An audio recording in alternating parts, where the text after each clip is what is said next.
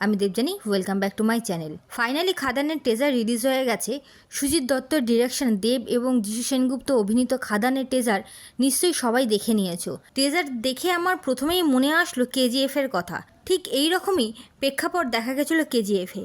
এর সাথে সাথেই দেবের লুক দেখে মনে পড়ল সাউথের সুপারস্টার আল্লু অর্জুনের পুষ্পার কথা। তবে কি পুষ্পা এবং কেজিএফ মিলে খাদানের গল্প এবং লুক তৈরি হয়েছে? এখানে আমরা দেবের সাথে সাথে যিশু সেনগুপ্তকেও দেখতে পাবো। আশা করা যায় তার চরিত্রটা দেবের বন্ধু হিসেবেই দেখানো হবে। তবে খাদান যে কেজিএফ এবং পুষ্পার থেকে ইন্সপায়ার সেটা বলার অপেক্ষা রাখে না। তবে কিছু টুইস্ট থাকতেও পারে। এখন দেখার বিষয় এটাই, পুরোটাই কি কপি নাকি কিছু নতুন এলিমেন্টস যোগ করা হয়েছে। সেটা 20 ডিসেম্বর যখন মুভিটা রিলিজ করবে তখনই বোঝা যাবে।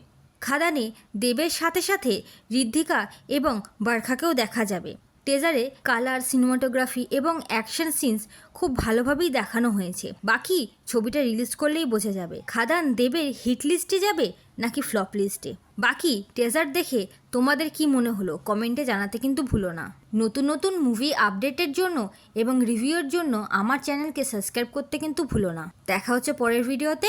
Till then, tata.